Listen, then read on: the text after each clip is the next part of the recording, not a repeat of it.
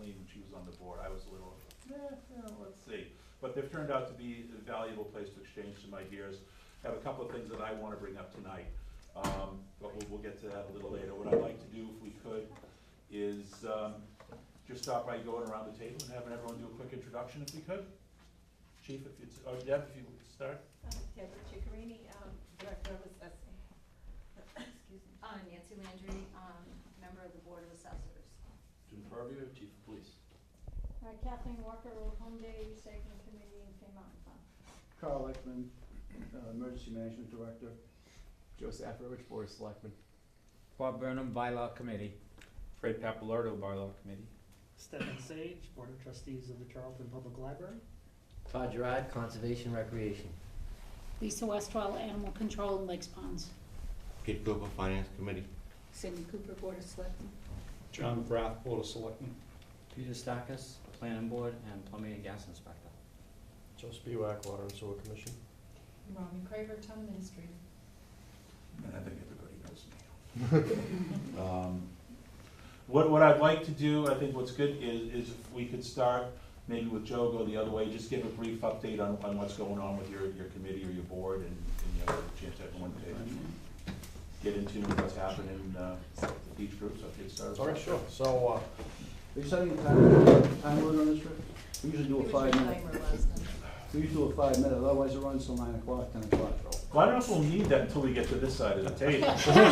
I'm not pointing at anyone individually. say sure. Wow. Would you What did you do? Absolutely. All right, we'll shoot for 5 minutes. All right, well, I'll give you back 2.5, I'm sure. So the Water and Sewer Commission's been diligently pursuing additional water customers. As you all know, we've got a proposed project going on with ExxonMobil, but we've got a stalemate with Southbridge not being able to draw enough water through the pipes. We did a tracer study a while back. Water's taken about a week to come out of Southbridge, and then it's in Charlton 3 or 4 days. So we've got to get our water turnover up, and we're pursuing the last big fish that's in the town right now, otherwise known as Masonic Home, and hoping that they will join, or at least agree to join the water when it's available, so we can get the project going. For Baypath update, Baypath had to move forward with their own cistern because they couldn't wait. We weren't able to get the extension done. So, but they have agreed to, and we still have in the project public water to them as soon as it's available. On the sewer front, business as usual, not much happening there. Things have been relatively quiet, knock on wood. I would like to thank Representative Goldie, who's here tonight, for her diligence in pushing through the monies for the state and getting the $6 million into the bond bill for us to go out and potentially seek our own water source. We have to make some tough decisions, but as Robin and I were just discussing, Charlton's a pretty unique case in that we're fighting pollution on one hand, we're fighting folks on the other hand who don't really hook up, and so we may be in a unique situation and have to move forward with some creative ideas. What's it? Can I throw one thing out? Fire away. Half question, half statement, I guess. Sure. It's great that our friends are visiting us. And I spoke to Robin about this a little while ago. I read in the paper 3, 4, 5 weeks ago that there was some water problems up at the condos by the Sturbridge line. That's correct. Route 20 and 49. Yes. Which got me thinking that, and the article pretty much said that's state cost. Salt. That's responsibility Salt for the pollution. salt from the state, exactly. Right. So we go there. We come a little bit further down Route 20, we have the rest areas, which the state certainly has culpability in what happened at those rest areas. We come a little bit to the other end of town, and we have the issue with the state salt barn on Route 20 Mhm. by the porta keg and all of that. And my simple naive mind is saying, if we've got both ends and the middle of town at the responsibility of the state, why isn't the state doing more? No, and I'm not discounting the $6 million we got, that was huge, but my personal feeling as a resident of this town is that I'm seeing this end of my town, the middle of my town, and that end of my town that are having serious problems, and a good chunk of it is because of the state. Why isn't the state more involved in making this right? I can probably answer a little bit of it. The state actually is an engineer that goes around to different properties that people feel that they've had salt contamination, whether it be from the turnpike or state roads. It's funded through UMass out in Amherst, and their technical people out there also assist him. He's getting ready to retire. I'm not sure who's gonna take over afterwards, but they do have somebody that is, involved in that. Chances are, if you contact them, they will do any other survey, any other work that you wanna have wells checked out with, and, but they do know that they have, in the salt barn and the properties aside of it, they know that they have a lot of issues there. They've been willing to help, I know, open water. And I may be wrong, but my impression was that they were dealing with the condo issue as its own little thing. And then we're dealing with what's happened at the rest areas as its own thing. And we're dealing with Salt Barn by the Quarter Keg as its own thing. But to me, as a resident, as a taxpayer, that's the wrong approach. But that's the way they deal with it. Well, That's statewide, then maybe we need to work more with our state representatives. And because to me, it should all go together. It's a problem. But that is the way they deal with it. It's like we're addressing the symptoms, we're not curing the disease. Yeah. And we need to cure the disease. This is gonna end up with a couple of point solutions. The state's already said they're gonna extend the water line from police barracks up to the condo area, so they'll end up on Southbridge line. Obviously, the middle of town is already plumbed with water connected to Southbridge, and then we're looking at, not we, but the state is looking at taking the line from, the water line from the end of Oxford up Oxbow and then connecting into our systems right at the corner of Glenmere and then charging that end of Route 20. So it's a, it's a multifaceted approach, and again, Charlton's in this unique situation where we've got at least 4 parties. We can name a couple parties more than once, but at least 4 separate incidences where pollution, whether it's salt or it's benzene related, has, polluted the areas and the wells, and everybody wants to deal with a point solution rather than coming up with, the price tag, and every time you get in a room, you get the. Yeah, well, I've been in enough of those rooms that I've seen enough. And the town, by the way, full disclosure, right, the town's one of those polluters. The town So is- we're all there's a no little bit question guilty about it. on this, that everybody wants to solve it, Our- solve their piece of the issue without having Yeah. to pay the price tag for solving it all. And we're very fortunate that Senator Brewer, Representative Frost, Representative Duran have been helpful. And Representative Goldie have been extremely helpful in addressing these issues. But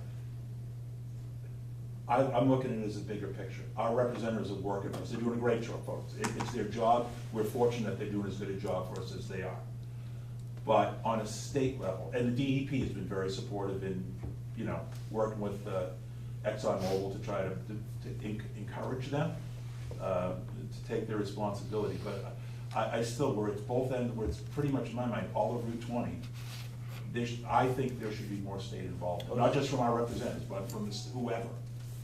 I believe the problem's gonna go beyond the other side of the pipe, on the And north side of the turnpike. I'm sorry for chewing up the rest of your You'll 5 see minutes. that. Oh, you hit 11 minutes now. You can put the timer on me too, Carl. I just wanted to let Timer you know. works on me too. 3. All right, thanks, Joe. If anyone else have anything for water sewer? Okay. Peter, if you would. Which I wasn't second. You like this.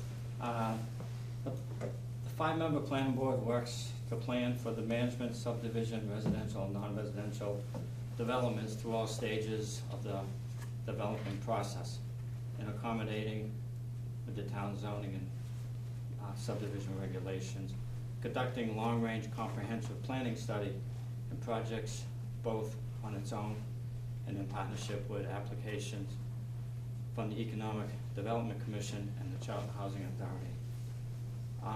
Just want to let you know that in May, Ross Lemansky was elected to the planning board, as the planning board member.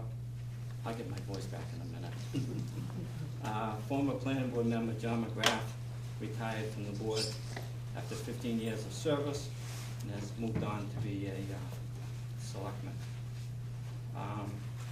Since our last board meeting in April, the planning board has continued focusing on its efforts on both of its responsibilities of development, permitting management, and comprehensive planning. The planning board and its staff are currently managing over 65 active projects, approved projects, including field development management and continuing addressing the efforts approval requirements and dealing with projects performing guarantees and legal issues that continuously occur throughout the life of a development project. The board and its staff are also actively involved in the planning and designing of over 50 additional projects in preparation for submitting for upcoming planning board public hearing, permits issued. The planning board and staff, this is more than twice the amount of pre-submitted projects that we have had in the planning board permit pipeline in 2011. For residential subdivision activities, field constructions, continuation of the Jennings Drive Extension subdivision, the Ponican Hill Estate subdivision, while Lambs Pond Estate, which is Hammond Woods, and Lily Pond Estates are active as well. A 75-lot Gunther Estate subdivision has Phase 1 roadway and infrastructure work commencing right now, including Boucher Road, entranceway, and upgrade. We've met with our staff. We've met and our staff has been working with an additional land developer company that is planning to build a 55 and older senior living development, which will be submitted to the planning board this year. Projects of all sizes continue to be both designed and field active with the planning boards right now along Route 20 and elsewhere in town, which propose either commercial warehousing or other land use. The planning board issues the field construction notice to proceed for Revo, the former Genzyme Biotech Research and Development Building at the facility on Route 31 near the Charlton-Spencer line.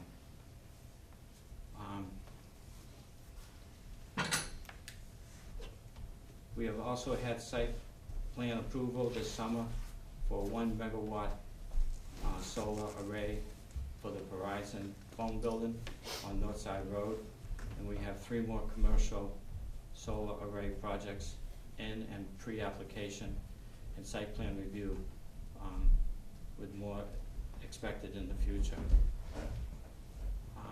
We continue to be field active on site plan related construction items, parking lot designs, drainage, etc. on the oncoming expansion and renovation of Bay Path School, which will include a 51,000 square foot building addition, 2 additional parking lots, and a new site driveway.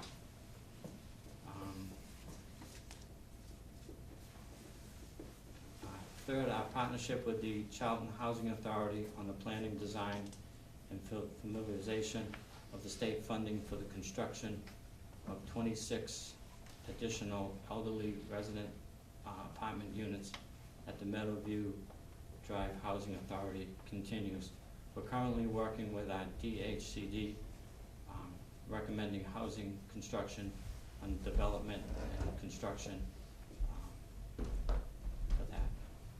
And we are looking forward for the rest of this already busy 2014 building season to continue our work in both of our responsibility areas: development projects, design, review, management, and comprehensive planning efforts.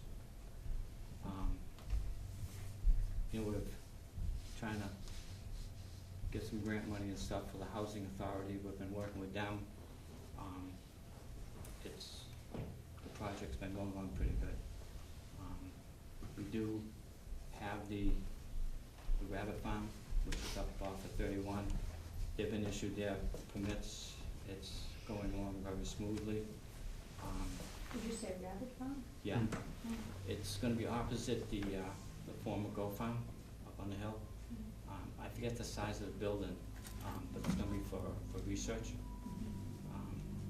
They're actually, the driveway's been cut in, the land's cleared, they've started construction already. Are the rabbits occupied? They're gonna use the milk. Is it occupied? Yes. They're gonna be using the milk from the rabbits. Yeah, for research. Rabbits have milk? This Yeah. too. Yeah. I suppose. You know, we've got some solar farms under construction. We've renewed a couple more permits just recently on Oxford Road and the one on Carpenter Hill Road. The original developer came in, and after they started it, they sold the project to another developer, and he's been before the board, and that's been approved and continuing. And Jennings Ways, some of the subdivision projects have asked for extensions for their permitting. They have to renew them once a year. And, you know, we've got some people who have been to the board that want to be kept anonymous at the time for their projects too, before they feel them out a little better. You nailed that for the time. Perfect. Right there. Anyone have any questions for planning board? Thank you, Peter. Thank you. John, you got anything you want to throw out there? Just, I'm enjoying my start on the Board of Selectmen. It's been interesting. Well, you've just gone through the summer. Well, as everybody tells me, the FinCom meetings are nothing but the best. Wait till we get to the first of the year, my friend. And I guess, you know, along that line, when the Board of Selectmen had a planning meeting and we were discussing things, and one of the things that came up is how can we keep the hand wringing about the budget to a bare minimum. It's difficult, you know. I know from being on the other side of the fence, it was always, you know, one thing at the planning board that, you know, was doom and gloom and stuff, but because of the way the state does their budget, they wait till the end when we have to already have a budget made to tell us how much money we're going to get. And because of the low taxes in Charlton, you know, and new growth for the last 3 or 4 years has been almost non-existent, although from what you hear from Peter, it's starting to be on an uptick. That gets eaten up with the school budget. So, you know, we don't, I guess, you know, from the tenor of what I got from the board was, we don't want everybody, you know, to be gnawing on their fingernails and getting all, you know, worried about the budget, but it's not going to get any easier. We don't have a lot of money coming in. The state doesn't want us to fund the operating budget on their back. So at some point in time, as Dr. Hartwig says, the two lines are gonna meet and it's gonna be very ugly, so. Thanks. Doom and gloom. No, It's the truth. he turns the meetings into a real party. You know what, I didn't want Robin and Rick to take the arrow, so the new guy will take it. But yeah, it's the truth, you know, it just in planning sessions from what we've been going over, it's, you know, there isn't a lot of new money coming in. And whatever new growth we get goes to the schools because the state says we can afford more. That's all there is to it. Pretty simple equation. Yeah. Cindy, got anything you want to throw in? Yes, I also enjoy my time on the board so far. I'm excited that we've come up with short-term plans and that we have a method of a contact person for each of the goals that we've created.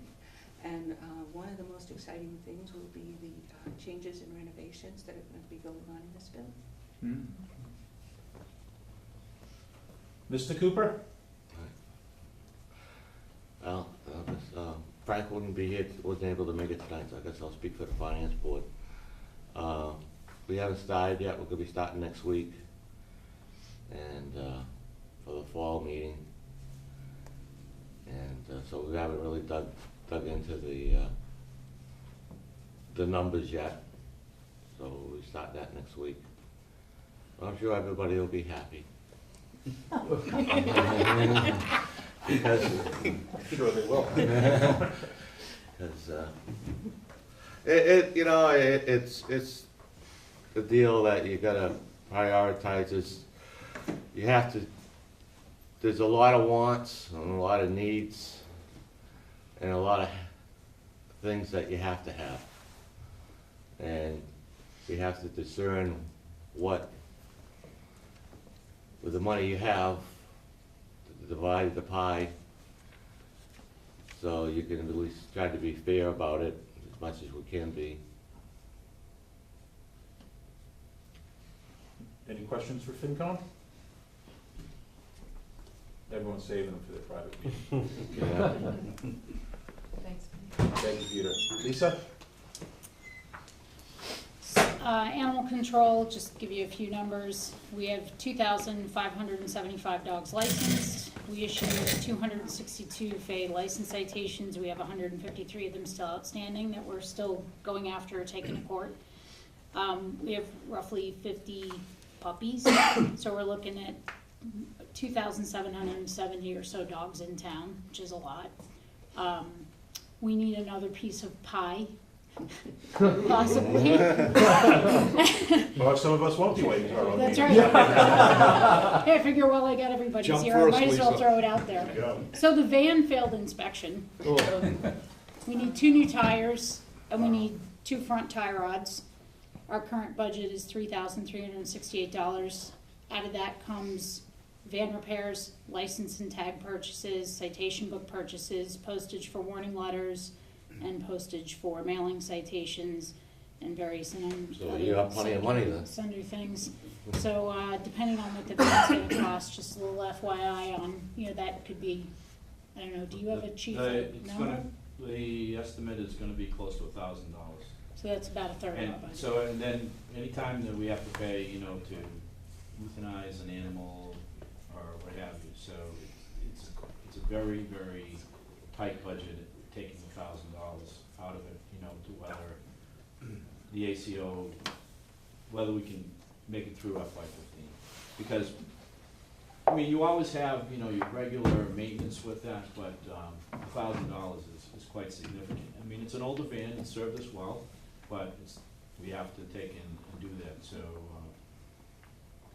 whether we would, be able to make it through, the fall, and, I didn't talk to the town administrator about it, but, the other thing is whether we would look at it in May, if we needed money to get through the remainder of the year.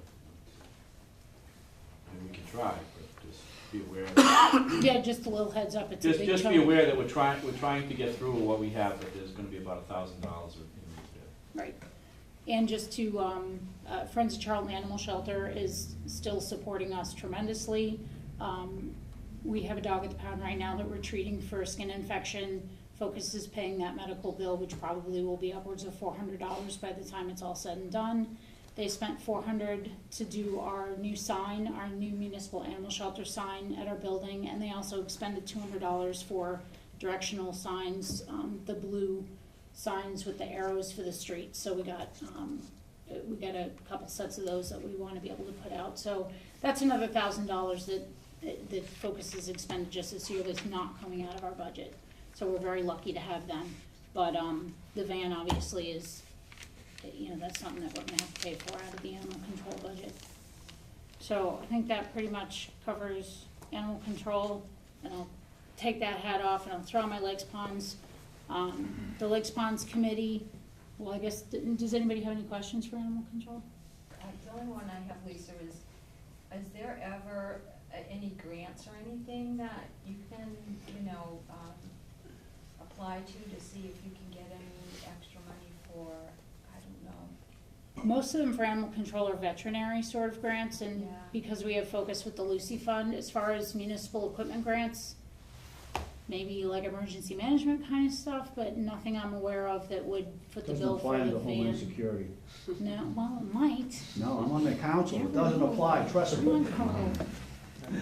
So not that I'm aware of, but obviously if anybody knows of any or has any ideas for them, we're more than happy. We can do it municipally, or our Focus can apply for grants as 501c3. It's a little bit different how that money gets spent, but always an option. Lisa, just because I don't see anybody from the Board of Health here, okay, and I know you know the rules and regulations, animal inspections and barn inspections, what's going on with that? Do you know? You have any idea? Barn inspections take place annually from the beginning of October through the end of December. Mike Cahill from Mass Department of Agricultural, MDR, Mass Department of Agricultural Resources, came out in May and talked to the Board of Health about their concerns with chickens and poultry being counted in Charlton. And basically the Board of Health voted to include chickens in the barn inspections this year, so chickens will be counted. And Mass Department, you should never before they hatch. You have to count the chickens, but not the egg. That was way too easy. So, my understanding from that meeting is that the animal inspector will still have the right to do their barn inspections as they do every year under Mass General Law, and if there is a property owner who is opposed to that inspection, they will be given Mike Cahill's number with Mass Department of Agriculture, and Mike will send a state inspector out, and they will be inspected. So, that's the law. Thank you. Thank you. That was being carried out by one person, now it's a different person, so. I Yeah, thought- Ben Wilson's the current animal Right. inspector. I mean, that was their prerogative to change that, whether we agree with it or not, that they're an autonomous board, so. Yeah, that wasn't the thing, I was more curious about chickens and barn inspections, so, and I know. I guess the thing after 12 months would be, to see what the annual report says, how many were done, so. And as webmaster, I did work with Lonnie, and we did post that the barn inspections are gonna happen. It's on the homepage, it's on the Board of Health page, it's on the animal inspection page. It's been sent to the papers to be published, we do that every year. So the people are aware the barn inspections will start in October, and they'll continue right through to December, and that report is due annually from the animal inspector. Will it be the animal control officer doing them now, or will it be the Board of Health? So it'll be two members from the Board of Health? Nope, the animal inspector will do all barn inspections. It's a completely separate position from animal control. So the animal inspector is nominated by the Board of Health and appointed by the state. So the animal inspector actually works for Mike Cahill at the state level, So so the animal inspector will be doing the barn inspection? Ben Wilson, And the they'll be current animal counting the inspector, chickens? yes. Okay. Yep. So that's changed in the last 2 Um, years? Well, they've always counted chickens Yeah, I know they've always counted chickens, Yeah. but usually Ann Cello used to do the barn as animal inspections. inspector. Inspector. Yeah, she held Okay. both positions. She held the animal inspection position, she did the barn inspections as animal inspector. And she did and still does hold the lead animal control officer position in town. And Ben Wilson is now serving as the animal inspector under the Board of Health. Thank you. You wanna do lakes and ponds? Yeah, just a brief one, and then if anybody has questions, I'm sure my esteemed colleague Todd Gerard can fill in the blanks. So the committee, probably the biggest thing that happened this year was the passing of the docks bylaw, the help of bylaw committee, and the lakes ponds. We got that bylaw passed at the annual town meeting, and it was approved by the Attorney General, so that is in effect, and that is being under the jurisdiction of the chief for the docks. The Lakes Ponds had a weed identification class to try to identify native and invasive species, what's good to see in the lakes, what's not good to see in the lakes. A lot of the lakes in town have their own weed control programs, and they expend thousands of dollars every year to treat weeds like fanwort and milfoil and things like that. So, who came? The weed identification, the state? The state. The state, the guy from the state came and gave a class. And then right now we're in the process of coordinating drawdowns for the lakes that do drawdowns. Todd would be better to fill in that part. And then the last thing is that we have the possibility of obtaining some water quality testing equipment for Charlton, thanks to a fine. Right?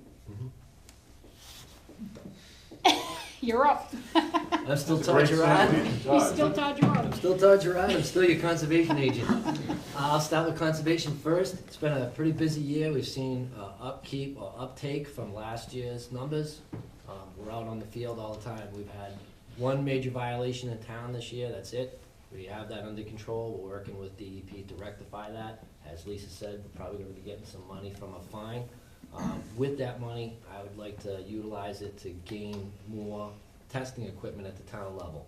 Right now, a lot of our equipment is on a Lend-Lease program through Last Green Valley or DEP or other groups. This would allow our Lakes and Ponds group and conservation to just have testing equipment right here at the town hall, go out and see what's going on in the lakes and ponds, anywhere. With the drawdowns in dams, we have dam safety coming up. That's a all year round, 24/7 job, and we're gonna be doing the drawdowns. They always start October 15th. That's controlled through DEP. We gotta lower the water in each water body by a prescribed distance, vertical distance every day, and not to exceed overall change in water elevation, and then that has to be maintained till about January 15th, where we'll do a refill. One of the other things we did as conservation this year is we cut down 2 large trees on the common. They were both diseased trees. I then went and tried to reorder 2 beautiful blue spruce to remove and replace, and I was not very satisfied with the blue spruce we received. We planted them. Overall, the townspeople were not happy with the trees. I was not happy with the trees. The selectmen were not happy with the trees. We had them removed, and the supplier will give us 2 new trees to our standard come springtime. That's not you, that's not me. So that was one of our challenges, was the trees. But overall, we will have our common back up and running with the blue spruce. The other tree that we moved was fairly important to me. It's called the Cooper tree. I was part of the original group that had the ceremony for it back when we did it in, I believe it was 1979. And we just moved it this year, and I helped reestablish where the tree was going again. So it's kind of moving for me to be part of it at the town level 2 times. Took a lot of pride in that. So overall conservation, and the last thing we're looking at is Fay Mountain Farm. Fay Mountain Farm has been a very dynamic undertaking by the town. I'm just gonna throw a year out there, about 10 years we've been working on it. We've made some good progress in the last 3, and I think within the last 6 months, we've made some leaps and bounds, and we're just about ready to wrap this up and have Fay Mountain Farm in conformance with all of the state regulations that are imposed upon it, which is quite a few. So that's basically overall for conservation. Anybody have a conservation question? No, I just want to let people know that we apprehended 2 people that had broke into Fay Mountain Farms and stole equipment from there, and it was returned. This winter, Ben Wilson had contacted me. His pruning equipment, chainsaws and whatnot, had grown legs. I contacted Chief Purvia, and that's good news today that we've... Well, this was just recently. This was new tools that were there. This was last week while I was away. An off-duty officer from Spencer was driving through, saw people over there, called 2 duty officers. They went there and apprehended them. Outstanding. I'm just gonna offer a comment. In almost 9 years of doing this, budget crisis and everything else, I've had one topic that caused more people to contact me than those 2 spruce trees. That's a fact. That's why I mentioned it this evening. I had never received as many calls about 2 trees in this town. I couldn't go anywhere in town without someone wanting to talk about blue spruce. About the blue spruce. Or lack thereof. But I'm making leaps and bounds to get them back. Any other questions for conservation? Has there been any reports of beetles that are affecting the maple trees coming into the Charlton area yet? So it's not usually maple trees that are affected, it's the Asian longhorn beetle or the emerald ash borer. So the emerald ash borer only goes after ash trees, and the Asian longhorn beetle goes after just about any deciduous tree out there. Okay. We have study points out, the state's come and put study points out across the town, but I have not received anything back that we got. So there's nothing so far recorded in Charlton? Nothing, I was gonna say, I can't say there's nothing here, we just haven't got a report of that species here. Okay. I know, I always worry about getting firewood from out of town. Right now, we, under firewood, the state of Massachusetts is in you can't get firewood in and out of the state, and certain, the So I don't next mean the thing. state, but from Worcester area. You can't, and you Can't can't buy take any, firewood. there's no firewood that can be moved from Auburn, Shrewsbury, Millbury, Worcester, Holden, Boylston, West Boylston, Sterling. So pretty much anywhere east of here. Dudley You in can't- that area, south? No, south- Dudley's Dudley's still still good. good. Dudley, Webster, it's not down that far. Only because they school us at the state on what can be moved. So it doesn't, it's not specific to specific deciduous trees, like sugar maples are one of the many that it One of the affects. many. Its favorite trees are the maple trees, it will go into oaks, it's a very lazy insect. Yeah. It goes for the easiest trees, soft trees, birch, oak, poplar. That's good to hear. Not oak, birch, maple, poplar.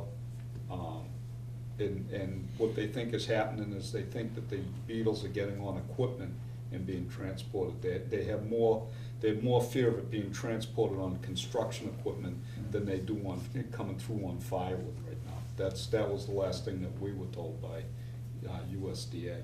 Same thing, as I think to get the initially it certification. came into Norton's with all their shipments, and the idea then it spread from there. Any other questions for Todd? I still got recreation hat. So under the recreation, thankfully, we managed to get all the fall ball games put on sports fields. We are behind the power curve on sports fields. I did a pretty inclusive study to try to get some sports fields this last town meeting. Apparently, we don't need them according to our taxpayers. I'm still looking forward to more locations for sports fields and also alternative ways of paying for these sports fields, such as solar energy. So right now, we did get to put all our sports, every team has a day to play and a day to practice and a field to practice on. Just you can't miss one day. So there's no time for makeup or rain days or things like that. We're gonna continue to move forward in that. Another good thing is our spring fishing is very popular in the town of Charlton. Probably one of our more popular events, and we're gonna start a fall fishing. Same pond, Snow's Pond. I got some money. People are donating money to put trout in the pond. So that'll bring people to two things. One, bring them to the pond to fish, learn about water quality, and also bring them to our town farm and get them to utilize that space. Any questions for recreation? Outstanding. Thank you. If there's no objection, Deb and Nancy have another meeting they have to go to, so I'm gonna go out of order and let the Board of Assessors go if we could do that. Is that okay? Sure. Okay. Well, first of all, let me introduce Nancy Landry. She is a member of the Board of Assessors and learning by every meeting, I guess under fire sometimes. But the Board of Assessors are the only board that I know that have to be accredited. They have to be certified by taking courses at the Department of Revenue, 2 different courses, before they're able to sign a recap, before they're able to certify the values. So with that, we are in a revaluation year. This happens every 3 years. Department of Revenue has been all over my office, has been all over the town, randomly looking at my data, physically going out to properties and looking and making sure. Our main mission, our main objective is to have fair and equitable values all through the town. And Charlton is pretty unique. I mean, it's pretty challenging. You don't think it's I think it's a sleepy little town, but, you know, we have a dog hotel, we have solar farms, we have a power plant, we have Mass Pike, Route 20. Nine Lakes, you know, still some significant residential growth, where other towns in the Worcester County area have been really stagnant. You know, we're starting to slowly see it bubble back up again. And, you know, you're right when you're talking about growth has been stagnant in the years of $400,000 to $600,000 a year in new growth when we were one of the top 10 Worcester County towns growing. Now, we're lucky if we're $150,000 to $200,000. But those solar fields, the ones that are taxable, not the ones on the residential roofs, those are exempt. They're bringing in some significant money so far. It's about $12,000 to $15,000 per megawatt. So, you know, if we've got a 3 or 4 megawatt field or array going in on one of the Carbon Hills, that, you know, that'll be an extra boost. So, it gets pretty challenging. There's 6,500 parcels of real estate right now. We're about $1.4 billion in total taxable value. About 600 parcels of personal property. About 18,000 motor vehicle tax bills. We're also responsible for motor vehicle, boat excise, farm excise, chapter land. We maintain all the betterments for water, sewer, Prindle, if people apportion those betterments. So just about basically the assessor's office maintains the town's legal database, property ownership, you know, legal data. We have GIS now that we use pretty extensively in the office. It helps, you know, all the overlays of information onto the assessor's maps at a single view. We're able to export those electronically. It just makes life a lot easier doing a butters list, and we thank the public for, you know, putting up some money for that several years back. So, I think that's about it. What's happening? Any questions for the Board of Assessors? With all that, I don't think you're gonna have people running up asking to join the board. You might need some blackjack or There you something. And Right. but- Thank you. Thanks. Charlene Stefan? I guess I'll speak, and if I forget something, I'll go right in, because I'm sure I will. Just trying to think of, I think it's been 6 months since we sat here before, last April. Since then, Kim Cook, our full-time circulation clerk, left for other opportunities. We knew it was going to be a hard position to fill because she was so fantastic at it, but we were lucky enough to hire Deb Coggins, who came to us from the Dudley Library. So she has great experience, and she's fit in with the staff and the patrons of the library seamlessly. She's been fantastic. So we're lucky to have her here in Charlton now. Kind of stole her from Dudley. We did lose one of our trustees this summer, David Volkowitz. Had to resign because of unforeseen work commitments that he had. We had kind of put out the word that we were looking for another trustee. Weren't getting people knocking down our doors to do it. I do write a monthly newsletter article for the Overlook newsletter. So I put that in my Overlook news letter article a few months ago. And we do have somebody that's come forward from the Overlook who would like to join our board. So we'll be coming to the Board of Selectmen for that approval soon. Her name is Fran Mower, and I think she'll be a good addition to the board. I think the last time I talked about how we were trying to really try some adult programming at the library, along with our typical children's and young adult programs that we've always done. We've had good response to that. This summer we had a hypnotist show at the library, which was a lot of fun. I can see Drew laughing up there because he was there. And it was quite a rollicking good time. One of our staff members actually got hypnotized, so that was kind of fun to watch, along with other people. What else?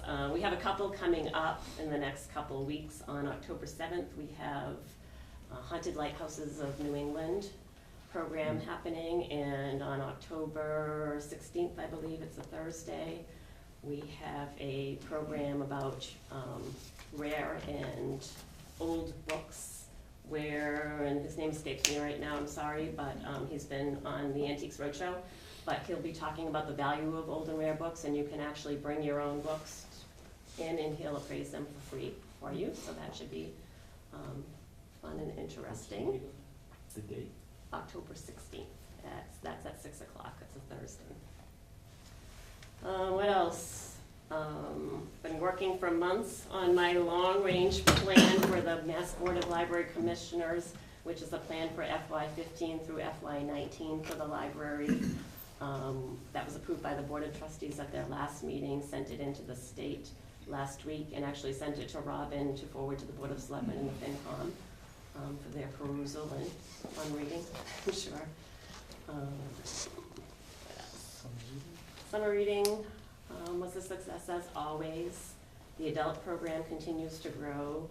We had about 500 children participate in the children's program, about 100 teens, which was good. Kind of a funny story is we get all our prizes that we raffle off or give away from donations. And one of the prizes that we had in the adult program was somebody had donated a brand new sewing machine. And we were like, oh, maybe limited audience for people who want a sewing machine, you know, as their prize.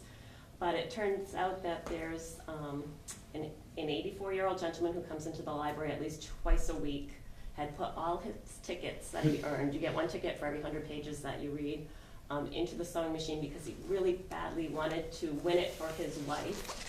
And lo and behold, he won it, and when my staff member called to tell him that that's what he won, he actually started crying. He was so happy.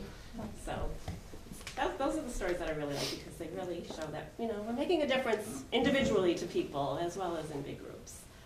Well, my tickets. Stefan didn't win anything, sorry. What else? The chiller. The chiller, oh, thank you. How could I forget the chiller? It's only been on my brain for how many years now? Trying to forget the chiller. The chiller. Thanks to Senator Brewer and Mrs. Spiewak, who's sitting over there tonight, who helped immensely getting that grant funding in. We got money to finally start our chiller noise abatement project. We have been waiting for Charlton Fence most of the summer to get the time to do it. Obviously, it's their busy time of the year, fence company. Just this past week, actually last Thursday, they started putting in the fencing for the chiller. And if you go by there now, you'll see, what is it, 12 feet tall fencing around. We're just waiting for the so we can do the final measurements once the whole fence is up, and then we'll be ordering the noise abatement material. So that's a great relief for the neighbors of the library as well as for us. Yes, that's been an issue for a long time. Any questions for the library?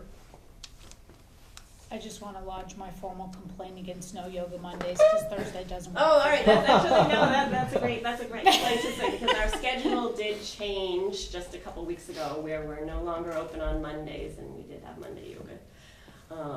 We are open on Fridays instead, so we're Tuesday through Saturday now.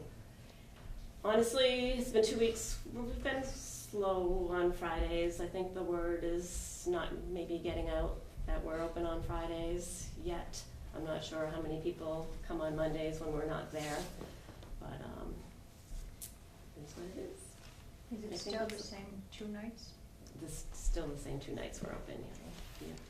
Our 9:30 to 5, which was Monday, is now on Friday instead. And we are reopened on Saturdays again. We were closed on Saturdays for the summer. So we're open 9:30 to 3 on Saturdays. Thursday and Friday? So the nights are... Tuesday and Thursday are the nights. We close at 5 on Friday. Oh, okay. Thank you. Fred and Bob from Bylaws? Well, we got the bylaws into the hands of General Code. We went through a review of them as they were written, and they're now in the hands of General Code. And I heard today that the preliminary printing is coming to us, so we'll at least get to see one copy before they go into mass printing. So we're looking forward to getting that. Our goal for the year is, once we get the bylaws, to start going through them systematically and seeing what could be changed or what might need to be changed. In the meantime, what we're doing, and we just actually started, we jumped in with both feet today, with the Personnel Board, starting to look at the bylaws that are coming in front of the special town meeting this year. What we try to do, we're not giving our approval or disapproval, but we just want to make sure that they're going to fit into what we've just done, to kind of go through and clarify how the bylaws are written, to kind of get rid of a lot of ambiguity that was in some of the old ones. And the personnel bylaw is going to be a challenge, because the way it has to be handled, to make it very clear, and there's a lot of question on how to do it. So it's gonna be a good beginning for us for the year, but hopefully we're getting more people that are bringing bylaws. I know planning board has a couple of bylaws that are gonna be up before us. And what we'd like to do is have a meeting with the different boards to just kind of look through their bylaws, what they're kind of proposing in the town, just so we can kind of get a feeling that it's gonna fit in with how the bylaws have been done. So we're actually looking forward to getting the newly codified bylaws back from general code within the next month or two. I'd only add that I still remember a question at a meeting of this type in this room where one gentleman asked, "Are there any bylaws that are obsolete now?" And as we go through, I will honor his question and keep it in the back of my mind. Any questions for the bylaw committee? Thank you, gentlemen. Joe, you got anything you want to throw out? Sure, I'll be brief. It's honor working with John and Cindy. It's been a real pleasure so far. We had a great time setting our goals and objectives for this upcoming year. I will defer to the chairman and the town administrator to talk more about that. Personally, my goal, again, for this year is now my second year, working my second year. I still want to meet with all the committees, so if you want to show me anything, educate me on anything, talk to me about anything, please, I'm here to make sure, I'm here for everyone. One personal project I'm kind of part of, along with the town administrators, we're working with a project group from WPI to work on a study on the lower levels of the town hall. So it's good that we can utilize, all these different educational resources we have access to. Excellent. Anyone have any questions for Joe? Then we shall move on to emergency management.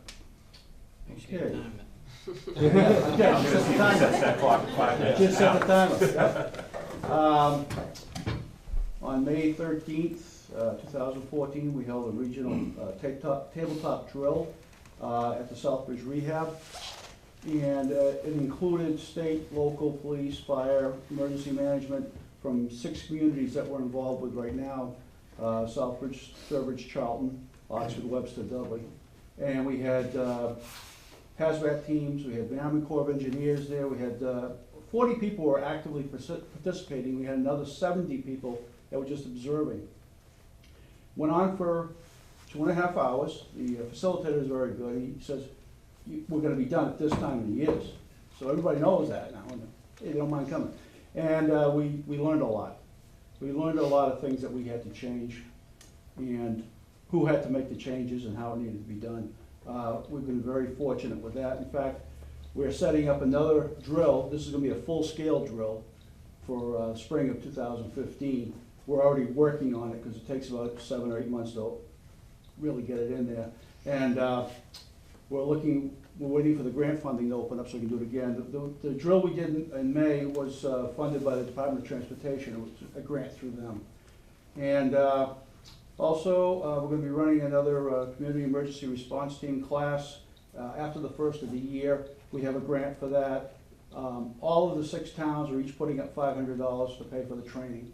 And then we're using the other funding, the other $1,000 or whatever it is that we have to buy equipment and buy the gear and the backpacks and all the gear that each CERT member gets.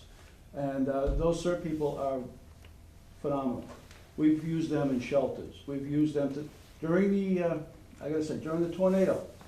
I was, June 1st, 2011, I was in the hospital. I just had major lung surgery. MEMA's calling me, and Mass Emergency Management, that is calling me and says, how's Charlton doing? I said, how's Charlton doing with what? He says, the tornado. I said, what tornado? I was, still pretty medicated.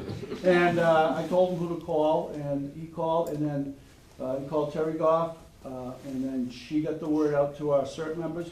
We were sending them to Southbridge and Sturbridge to help with traffic control, help with all different kinds of things. These people are phenomenal. Like I said, there's nothing so strong as the heart of a volunteer. These people are great. In fact, some of our CERT members last Sunday went to a drill put on by the MBTA and the Mass Department of Transportation, and it was a disaster drill involving a train, and it was in Acton, Mass, and they wanted to go, so I said go, and they pay for their own transportation to do everything else. Great people. Let's see, we were also held training in town for any of the departments that wanted to attend on the Everbridge mass notification system. We're able to set up different folders where you can just go into that folder, open it up, and then you want to transmit a message to those people, you can just put it. Chuck Cloutier, the chief of the fire station, he has set up all his different groups and everything else. All you do is pick up the phone or just bang out a text message, and it goes out to the people, and it will keep going to those people until they get notified. So if they have down there, they want to get notified by text or by email, by cell phone, by home phone, whatever it is. We paid for that emergency notification system with a grant in part of my emergency management budget this year. The grant's probably not gonna be there for next year, and if we get everybody on board that we wanna get on, we're probably gonna have to find a way to fund it. $6,200. You want some pie? Don't they all? But we will continue to look for grants to do that. And it also is a big help to anybody who has an emergency message to get out. It will go to every single person in town. In the tax bills this year, we are sending out a notice on how to go online to sign up for this emergency notification system. It's going out in 6,100 tax bills, so more than, we should hit everybody. Except for people, and the people in apartments and whatever, we're gonna get the word out through cable access, through whatever we have to do. So we are working on that, and that should be coming to fruition probably in January when the tax bills go out. We should be getting a lot more in. Let's see. And then over the summer, Robin had set up through Maya, through our insurance company, had funded something called Alice Training. And basically, it's training in case of an armed intruder or a problem person or whatever. I know Cheryl was there. You went to Alice? No, Marie Beasley Oh, Marie. from the library. And to teach people how to protect themselves and how to, if they have to go into a lockdown mode, how to do it. If they can evacuate, how to do it. Anything like that. Because it's important in this day of age. You get some mad taxpayer in here. Look out, you don't know what they're gonna do. And they have had town hall shootings, they have had town hall stabbings, they've had all kinds of things. Does that make you feel good? But, I mean, it's not just in the schools. And we've already talked to the schools a little bit about also doing some of this training. So we have, what, 5 instructors, 6 instructors? And I'm gonna be meeting with Mary Devlin tomorrow. We're gonna set up a curriculum and start doing some of the other buildings in town and departments. So that's all I got. I'm over. I know the chief will go a minute less, right? Do you have any questions for Carl on the emergency management? And Old Home Day? Well, just, there's 3 committees, if I Oh, can. But it's a lot better than the 18 that I was on. So I'm down to like 8 committees. I want to say that I'm really happy to be here tonight, and I am particularly happy that I'm on this side of the table. It really does feel good, and I'm just doing a lot of stuff that I just want to do. It's fun for me. So the Fay Mountain Farm Committee, fortunately, we got the grant to put on the roof, and that's ongoing. I think they're gonna have it done this fall. The committee is a committee that reports to Conservation and is appointed by Conservation. There's 2 members on it from the Board of Selectmen, Cindy and Rick are members, and 2 members from the Conservation. And then the rest of the members are at large, including myself. So we've been greatly supported by Todd Gerard, having him come to all of our meetings and really Todd is so well educated about environmental issues and about farm issues that it really helps us a lot to have him there as a resource person and giving us good direction. So that's what I want to say about Fay Mountain Farm. The Recycling Committee is a very small committee. It's not terribly active. We meet about once a month, and when everybody's not in Florida, and we report to the Board of Health. So the Board of Health appoints us, and we report to them. And the most important thing we've done this year is helping to put together.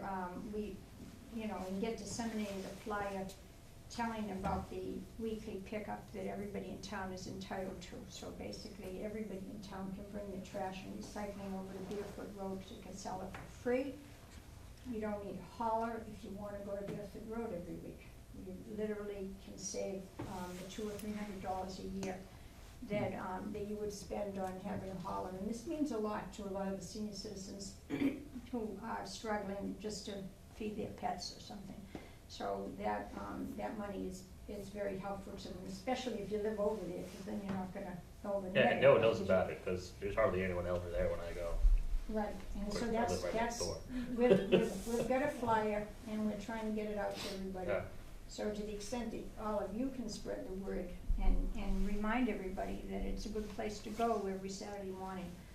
There's a whole dumpster just for Charlton trash. And like Peter said, there's not too many people over there yet, so that word has to get out. And we're trying to do that. Just want to add something. So, especially if this is going to be played on the air and people are hearing this, we did have an incident where someone went down last Saturday and was told that they didn't know anything about the program. We contacted Casella immediately, and they went down and made sure that the people were taken care of. What I think happened was that we had a new employee that wasn't aware and had just been told Southbridge. So if anyone has gone down on a Saturday, please go down, we've got that fixed, and it was an employee error. Oh, great, I didn't know that. Well, the other thing is that it's free. So, and you can also bring one item of furniture, and that's free. So the only thing you can't bring is hazardous waste, but you can bring your hazardous waste to the 4 free events every, I think it's the last Saturday in September. And, well, I'm not sure, March, I think. And It's every quarter. It's every quarter, yeah. I think they skipped this. Yeah, this Saturday. This Saturday. Yeah. And so you can bring your hazardous waste there, and that'll be collected for free. You can also bring things like TVs, and they charge a small amount to take those kinds of electronic equipment. So it's, so that's, the recycling committee is really trying to work on that. The Old Home Day Committee was a lot of fun this year. It always is a lot of fun. We are enormously grateful to Rick Swenson for being the face of that day, as he's the announcer. And actually, anything that goes wrong, he gets blamed for it.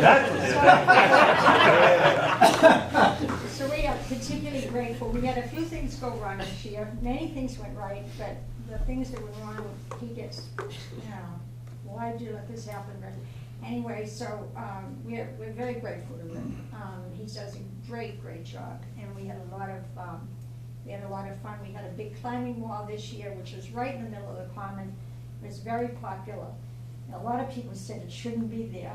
So what we're thinking of doing is putting it down behind the ball fields next year, and maybe putting a lot of stuff like the hay baling contest, or hay throwing contest, or some making hay contest, I don't know. Hay bale toss. Hay bale toss down there, and a bunch of other activities like that that will bring people down behind the ball field so we can spread out a little bit more. And we had, the road race had almost 400 runners in it. And they had a thing called Team Hoyt this year. They had it last year too, but there were only 4 people.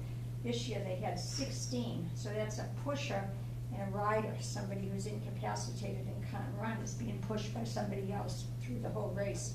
And they had 16 this year. And the Federated Church let them park down there. And so that was really helpful and very inspiring for everybody to see that. The Arts and Activities Center got involved. They got a van going where they transported people from the main field all the way up to the common and back through the activity center, so they'd stop and rest there and back down. So that was really helpful. And the day really, the rain stayed away. We were thinking of transferring the day to Monday, to Sunday rather, and we talked about it tonight. Was our wrap-up meeting. We had a long discussion about it and decided that probably would be better to leave it on Monday. We got church problems and a lot of stuff going on, complicated. But I guess the only other thing I want to say about Old Home Day is, we would appreciate all your feedback. So it's, we really would like to hear about anything that can be improved or changed, because it just gets better and better each year, and we need to know what works for you and what doesn't, so that would be helpful. So that's it, thank you very much. The only thing I would just add to that, being a committee member, was that Old Home Day this year was, except for a little over $400, was completely donations from businesses and individuals in the town. And there were the businesses and individuals stepped up, and without that, we would not have been able to put on Old Home Day and pay for everything that we had to. So it was really, really amazing how people came forward. So. Yeah, it was. Any other questions for Kathleen on any of her committees? The Cultural Council? Sylvia Stepien, representing the Cultural Council. There are 6 to 7 members, 6 at the moment. Josh Evans is the chairperson, but he was unable to be here tonight. So our job is to execute the mission of the Mass Cultural Council, which is to promote and assist local artists and special programs that will benefit the community, enrich the community. And we get about $4,500 a year to work with, which isn't very much, but this year we were able to fund 15 grant requests fully and 1 partial request. And probably our biggest problem this year was applications not coming in on time. The deadline for the grant applications is October 15th, and we're not supposed to take anything that comes in later than that. Unfortunately, this year we put our meeting on the 16th, and we learned a lesson and said we'll wait 2 more weeks and give people a little mailing time to get the things in, because some grants came in late after we'd met, and the applications came in late. So we did the best we could with what we had, and we do usually fund the senior center, the library, the Overlook. Anything from the town gets funded first before we consider the other areas, and quite a few programs that come in, grant requests, are for our community and a neighboring community. So we put those kind of the second step and go with the Charlton request first. And it worked out very well. Each year it's been pretty easy to make the decisions about who gets funded. We also run the Old Home Day Art Show. And this year was a very good year. We had over 70 applicants and over 200 pieces that came in for the show. And we did work a little more closely with the art department of the schools, but we could do more with them because we don't have as many kids that are entering as we would expect, or that have entered in the past. And up to the last 2 years, we've just had fewer children who are putting pieces into the show, which would be something we would like to see more of. The deadline for the art show application is usually the week before. All the applications are available in the library and the town hall. They're on the website and on Facebook, as are the grant applications for the grants for this year, which are due October 15th. And Josh has been excellent at getting us lots of visibility on Facebook. It has generated more interest in the council. I think that's how we got more entries for the show this year. And we also were required by the Mass Cultural Council to have a reception this year for the grant recipients. So we did have a program that got snowed out twice, but finally was held at the end of January in the town hall. Not in the town hall, sorry, excuse me, in Dexter Hall in the library, and we awarded the grants and had a little reception, and it went very well. It was well received. Like Kathleen, I think we would like to hear feedback about the art show, the reception, the grant process, anything that people may have ideas about.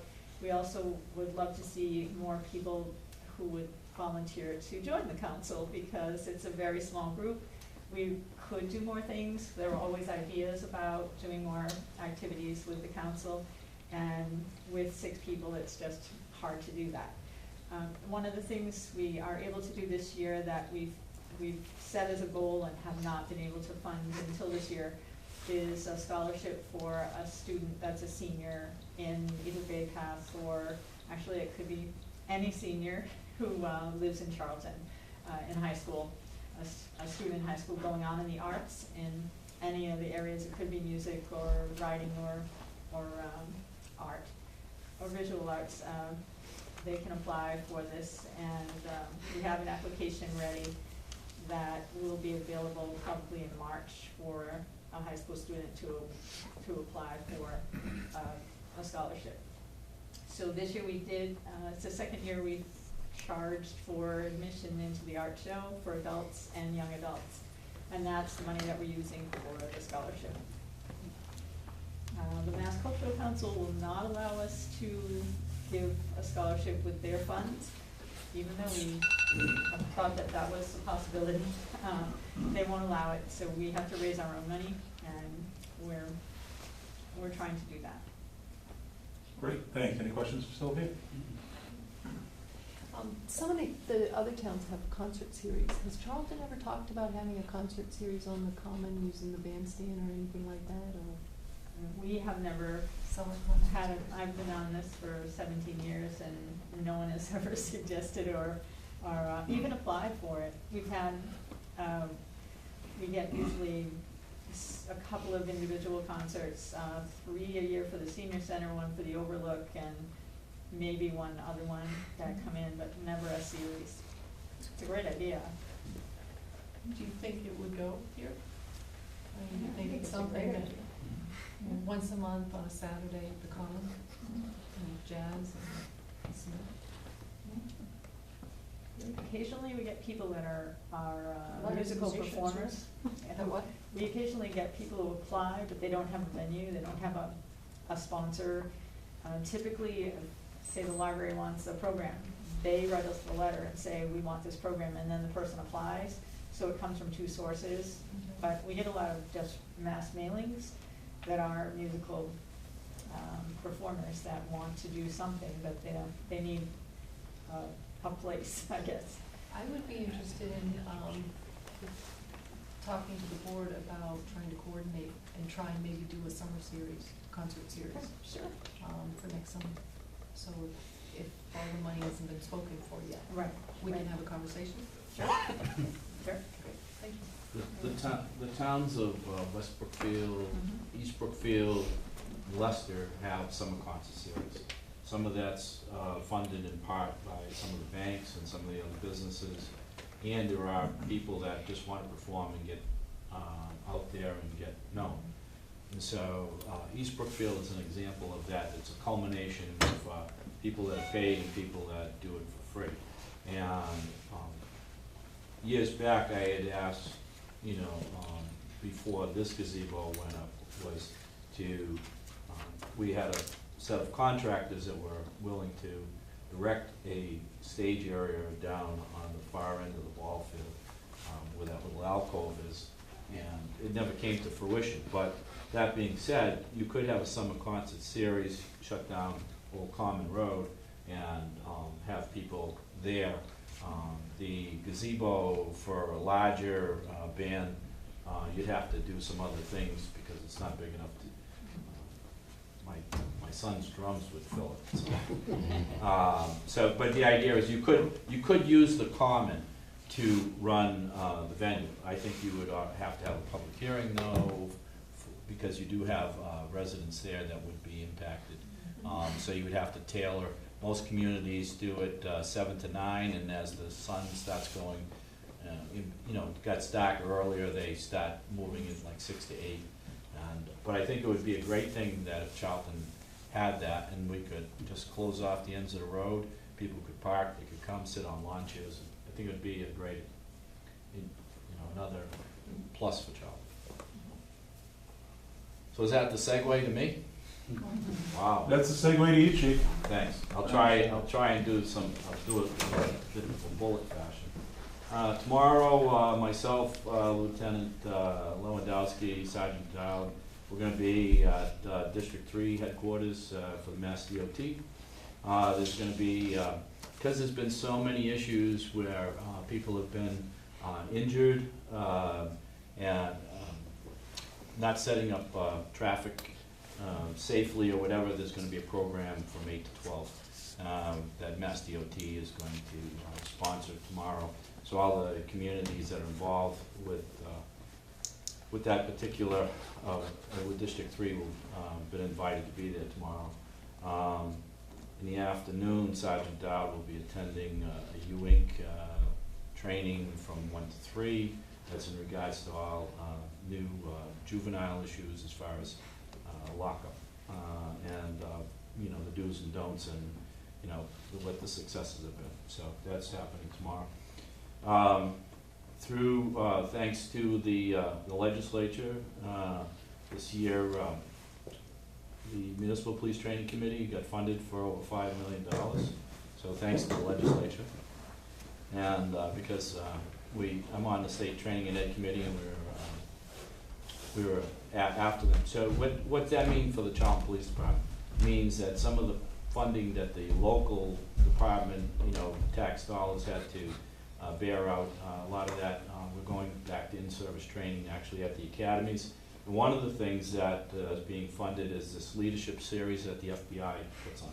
Last year we were able to do 2 series for the supervisors, and this year is the 3rd leg of it, and we're not having to pay for that. Actually, our training, because we got in early, we're going to be doing it over in Sturbridge. So that'll be for my supervisors. This Saturday, we have the drug take back with the DEA, so anybody that has old prescriptions, come to the Charlton Police Department between 10 a.m. and 2 p.m. And we will take that, and then we will go to the Millbury Barracks, and they will take it, and then it goes off and it's incinerated. This year, for the first time, in speaking with, you know, Select Board, Town Administrator, and the Finance Committee, and I just I want to give some acknowledgement to Peter Cooper Sr. We refurbished one of our existing cars through a program through Stone and Ford. That car, instead of, it only cost around approximately $15,000. You know, the whole powertrain, seat, struts, and you know, a lot of different things are all refurbished, and we hope to get, it was a 2010 Crown Victoria, and we hope to get a lot more years out of that. And so instead of going with a completely brand new vehicle, so we were fortunate we got a new vehicle, which is an SUV, Cruiser 22. You'll see that out there, but by doing that, instead of being $90,000, it was $60,000. So putting our heads together, we accomplished keeping the fleet rolling over, but also keeping the tax dollar, we're being conservative. Working with the town administrator, currently right now, the fire chief, and we're looking at, going back to look at the regional dispatch issue. Pluses, minuses, we've got some, a lot of information as far as costs, you know, to the town, and we're working to put that all together so that way we have an idea, you know, whether we go regional or we say standalone, and that, so initially it was a survey, not a survey, a study done by the Collins Center, but actually now the new director and Webster Police did a very comprehensive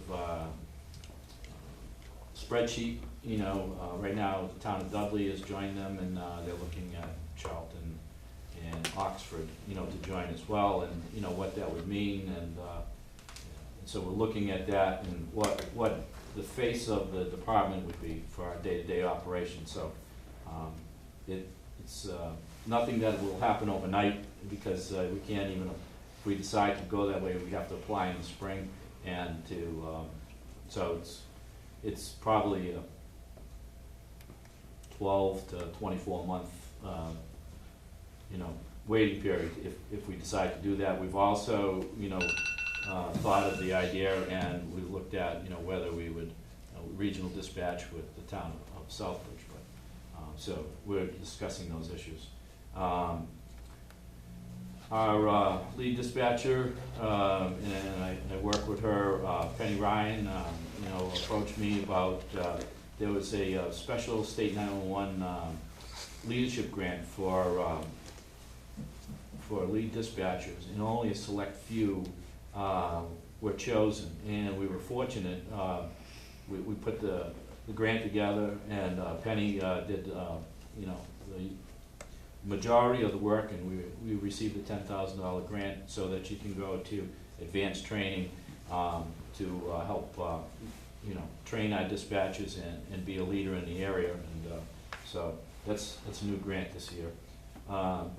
Mass DOT Highway Safety Division, I wrote the grant. We got $7,500 for additional highway enforcement for seat belts, drunk driving, aggressive driving. So that there's 5 periods during the year when we do that. The last one was over the Labor Day. Lieutenant Lewandowski and working with dispatcher Penny Ryan, we got 2 other grants, which is a state 911 support grant, which is a little over $36,000, and a training grant a little of $10,000, so a little over $46,000 to help us defray the cost of training and running operations at the PD. I was just contacted prior to going away on vacation. I just received an email on Monday offering Charlton to be Charlton PD to be a host community for additional ALICE training. I haven't spoken to the town administrator. It's the first time I'm telling her about it. And that if we hosted, we would get 2 free seats. And they've had, the company has reached out to the schools, which has not done the ALICE training. And today I was with the district attorney's office and a lot of the educators, and it appears that we will be moving forward to try and do that training with the schools. Where we're going to do the training, whether it'll be at one of the schools or whether the library. But anyways, so we're looking to do that, and so that's going to be coming forward. I have to fill out the application and then get the date set up for that. We are working with the schools right now. We did one today, a stay in place over at Charlton Elementary. The schools are required by law to have a safety meeting every year, and but since Sandy Hook and other events, we're doing regular drills, just like a fire drill. We're doing regular emergency drills. Emergency management, police department, fire department, we're all joining with the schools to make sure that those go off. And we critique each time that we do it, what went well, what staff person, you know, maybe didn't lock a door like they were supposed to, or do what have you. And obviously the ALICE training, if that comes to fruition, gives you the alternatives, whether people actually stay within the buildings, but as just another option. Speaking about the Everbridge system, we started setting up all our groups and that. Terry Goff, you know, was working with Penny, and we were doing all that, getting that all set up.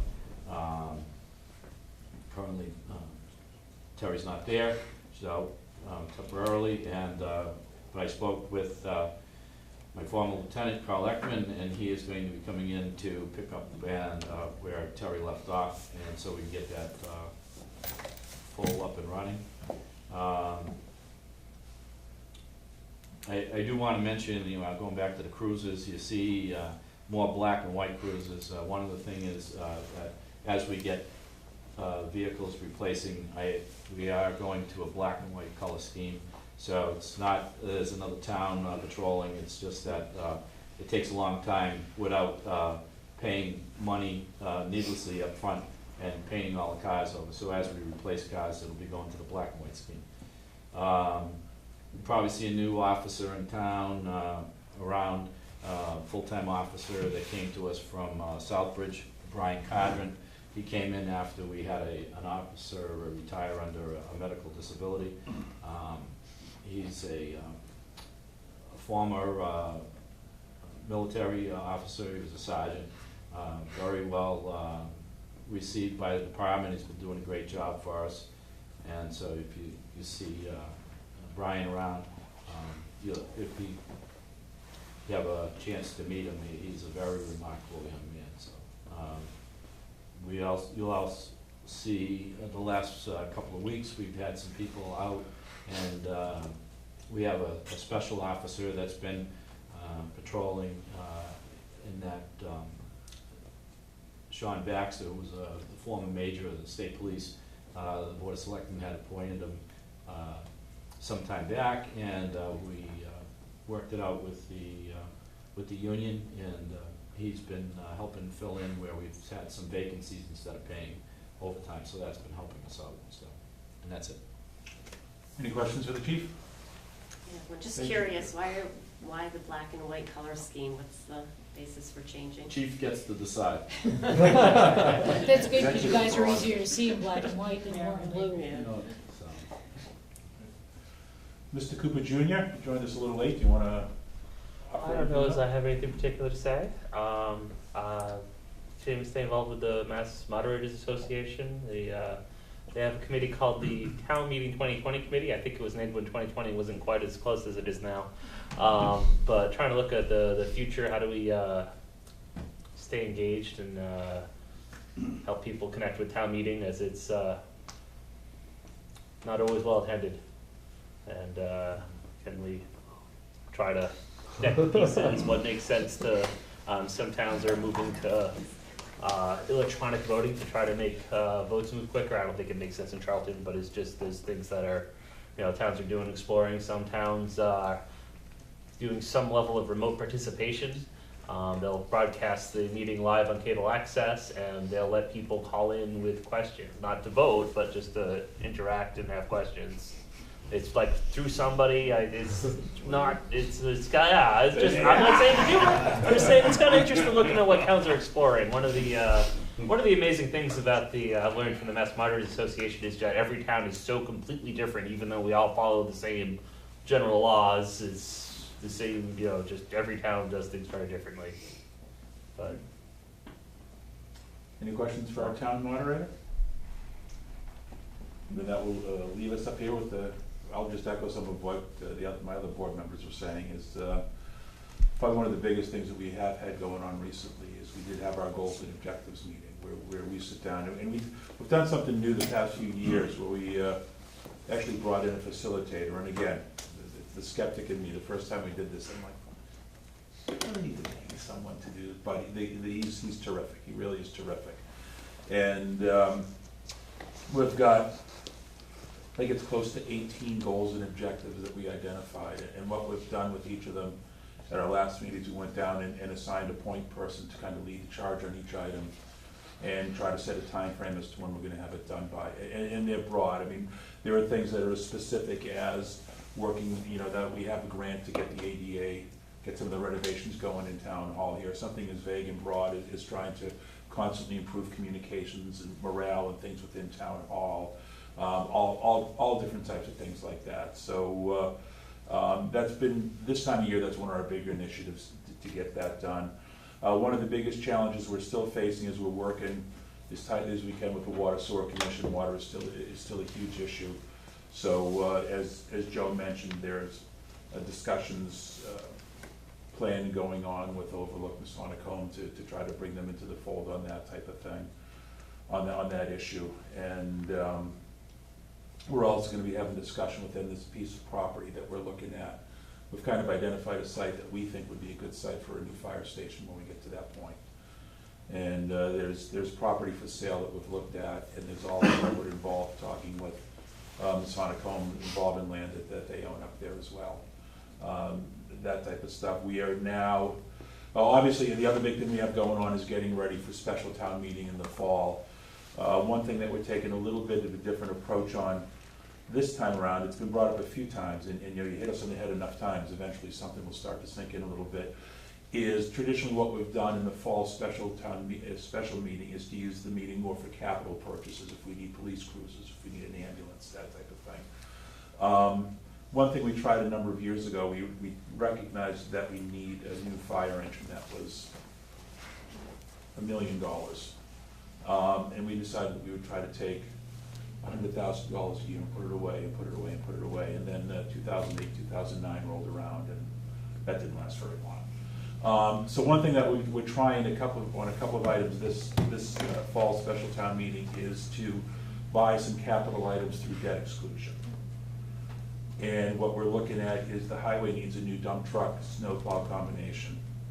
And fire department is looking to replace 2 fire engines with 1 fire engine that can cover both. So we're looking at having both of those on the special town meeting warrant to see if the town is interested in doing that as a debt exclusion.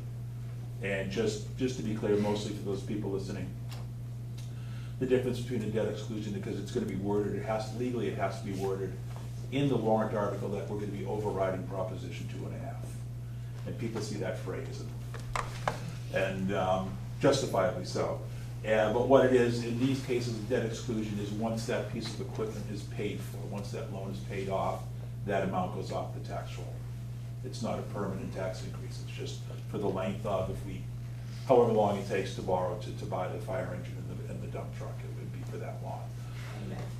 It automatically goes off. It's not, we don't vote it to go off. When it's done, it's done. And there are some other issues. There are some bylaw changes that we're looking at making. That'll be on the special town meeting warrant as well. One other thing that we're doing as a board is we've gone through, one of our goals is to go through and review all of the board of selectmen policies and see if anything that needs tweaking, updating over time, that kind of thing. So we went through and assigned different policies to each member of the board, and we're going through we're each taking some of ours and going through them and trying to make sure we're up to date on all that type of stuff. And then once we get through special town meeting in the fall, son of a gun, won't be time to start talking about the budget again. And I know the town administrator has already been starting to look at that. We know that's coming down the line. We've been very fortunate this year in that as we've tried to publicize and show our appreciation for, we've been very fortunate in getting some grants to get some things done this year. We have a grant, a CDBG grant that was awarded to us to help update the innards of this building, make it a little bit more compliant. I think Kathleen mentioned money for Fay Mountain Farm. There's money for the Historical Commission to get some work done on the outside of Ryder Tavern. There's as was mentioned earlier, is that $6 million that was mentioned to help us look for doing our own water system, or however we can proceed with the water system down there. So, and the biggest one from a dollar standpoint is we got a $960,000 grant to buy a new ladder truck for the fire department. And I want to acknowledge Captain Ed Knopf from the fire department who actually wrote that grant. That was a federal FEMA grant. I think, as everyone knows, Senator Warren came into town and to present the grant and have a little ceremony regarding that. One concern that I have that we've talked a little bit about is where we got that grant, and basically that's a 5% matching grant, so we have to come up with $47,000. So we literally will get $1 million fire engine for $47,000. Not too bad of a deal. But a concern that some of us have talked a little bit about is where there's also going to be an article on the town meeting warrant to buy a fire engine. And they're two very, very separate things. There are two specific use fire engines that I think they're both from vintage early 70s. And the fire department is trying to combine those into one new engine, retire both of those.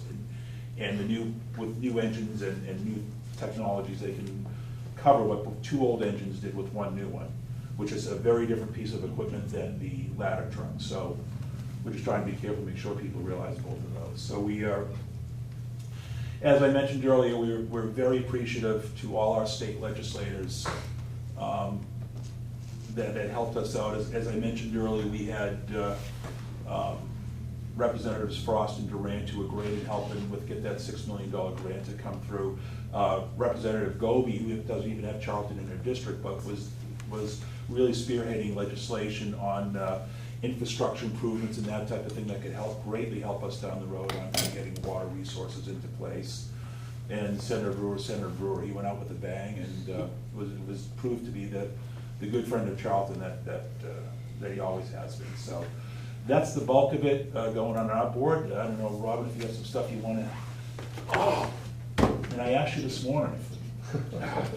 One of the things that I brought up, hold on with a flourish. One of the things that I brought up in our goals and objectives meeting, which is on there and we're going to be pursuing, so it's going to be a long-term goal. I think it's time, I'm wondering if it's time that we need to look at the structure of our town government. We don't have a town charter. We have a bunch of bylaws that we go by. And there have, over the years, there have been questions that have come up with who reports to who, who's responsible for what, how does this all, some of these pieces all fit together. And there isn't any real guide, we don't have any master document that lays out exactly how our town government is structured and will function. We have a town administrator, we have a board of selectmen, we have town meeting. But specifically, you know, that's fairly vague. So we do have someone coming out from the state that's going to speak with us about different forms. Believe it or not, there are many different types of, very different structures that you can look at in town government. And I'm not even suggesting, do we go, I mean, some of the more obvious ones are, do we go with the town manager as opposed to a town administrator? But not even things that extreme. Just, you know, what are some of the intricacies that we may have grown to the point where we want to maybe consider looking at some type of a town charter, or at least, if not, at least take a look at how our town government is structured and see if there's anything that we could be tweaking to make it more efficient, to just make it work better. So that was one of my big things on our goals and objectives. So as I said, we do have someone coming out from the state to October 14th to help us lead us down that path a little bit, just the path of having the discussion. And that will be an open meeting if anyone is interested in attending that. October 14th, and that will be in the selectmen's meeting room? It's part of your regular meeting? It's part of our regular meeting. So it's a selectmen's meeting? Yes. Kathleen? Rick, I just wanted to commend you for going for the debt exclusion. When I was, spent a lot of time with the MMA, and the seasoned towns that are the most financially sound and viable do that all the time, go for debt exclusions, and it's a way to use money that it doesn't hurt as much.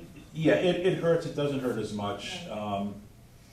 You know, it gives people the opportunity, and thank you for the comment, it gives people the opportunity to say, yeah, I think we need a fire engine, I'm not so sure of a dump truck, or well, yeah, we need a dump truck, I'm not so sure about it, you know, so it gives people, lets people be very specific about where they want their tax dollars being spent, and for how long they'll be spent, and exactly what they'll be spent on. So I think I agree, I think it's a step in the right direction, and we'll see how the town feels about it. So if anyone else has any questions for the board, or town administrator, if you have anything else you want to throw in? Let's see. I'm noticing that the time is. Yeah, we're getting on. And we want to get on. I do need to just say before you close, I need selectmen for a vote. But let me see. Just to tell you, I'm working with some of the department heads. We're trying to do the same thing the Board of Selectmen has done, which is start working on goals and objectives, so that, you know, we have a direction and the arrow is shooting and everybody is following in the same direction, and it makes sense. The two chiefs are working on their goals at this time.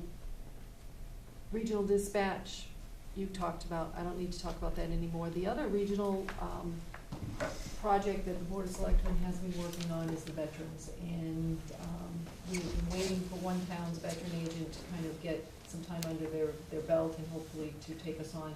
But we have an opportunity in a different direction, and I'll be meeting with the other towns Thursday, and maybe we can get that completed rather sooner than later.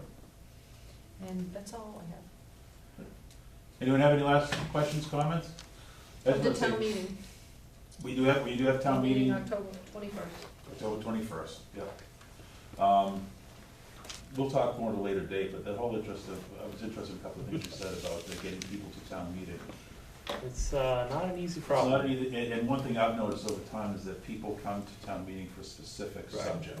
Mhm. So how you structure the warrant, you can really play with who you're gonna have around at different times when different votes are So taken. some towns pull out of a hat which order they do things in at the meeting, just so that to No, try to that's, trick you know, people into staying But longer. it's something that, you know, that I've noticed more and more over years and would like to get away, you know, see that change. And it's really an extension of just interest in town government in general. It's this, yeah, you know, everyone here wears 3 hats, as they were mentioning. Yeah, exactly. You know, it's- Fred? You know, we had last fall around this time, the bylaw review, we were on TV for 5 weeks. Our purpose was to try to get people involved in town meeting, to explain to them how it worked. We polled the different towns, we find out that we're really right in the middle. They run about 1% attendance. Sutton had 3%. We think they were giving pizza. But the reality is we're really Yeah, no, getting some towns do that. Yeah, we're really getting 1 to 2% is all, and we tried really hard. We had one call-in, thanks to Kathleen. But in 4 weeks of doing it, it's really hard to get people interested in it. The town that I grew up in grew to the point where they went with a representative town meeting, which is you elected a town meeting member from your city. Auburn does that, don't they, Rick? Yeah, yes, yeah, there's a few. I really like our form of government. Now, don't ask me to say that maybe at the end of the town meeting. But as practice, I think our form is the purest form of independent government that there is, and I cherish that, I honestly do. But man, if we could just get people to come, and just people. But the point I was gonna make very quickly is that I've read in the paper that towns or near to us that have elected representative town meeting governments, people that run for office and get elected to go to town meeting. That don't show up. That don't show up. It's like, man. We've been working on a questionnaire that we had planned originally to put with the tax bills this year. It kind of got lost in trying to get everything for the bylaws up in front of general code. But we have a questionnaire asking people, why don't you go? You know, what would entice you to go more? If, you know, the timing, is it, what the issue is? And that's, we worked on that for a couple of months, so that's something we could still put forward and send it out with one of the tax bills, just trying to get people, find out why they don't go. Yeah. Because it goes till midnight. Yeah, but there's towns that the town that I came from, we were lucky if we could get it done by Thursday. We would have 4 nights. I mean, and it just would go until 11. I was just gonna say, is there any Peter, is there any patterns with having it, try a weekend, try different times? Different towns do different things. Some do it as a Saturday thing. That runs into other issues with sports games. Sure. Evenings are tough. It brings out a lot You of get different seniors. groups of people depending when you do it. A lot of the seniors won't drive at night. Right. So you gotta lose out. We had 1,100 people in a town meeting at Bay Path in the auditorium, and it was gonna be in the cafeteria. They had to move it to the gym. Zoning. It was the first comprehensive zoning package we ever had. That went on for 1 o'clock, it was a Saturday afternoon, went from 1 o'clock till about dark. Yeah. And then the other side of the, sorry. That is one of the reasons the zoning articles are last. The other side of the coin, I mean, sorry, just to say is that to some extent, it's because people are trusting the elected leaders are making good decisions. They don't feel like they have to come out and give their voice if everything's going okay. It's when things start going not okay, then they all come out. So maybe you can see it as a compliment. Nice try. Going back quite a few years ago, and I don't know if Ian remembers this from Spencer.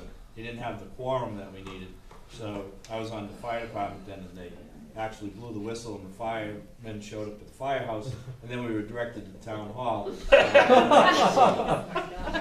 That's done quite a bit across the state, probably more than you And know. the opposite of that was the Oxford fire alarm during the town meeting. Yeah, right, exactly. Well, thank you all for taking your evening to come down, and I hope you found a valid use of time, and we'll be doing it again a few months down the road. So thank you all.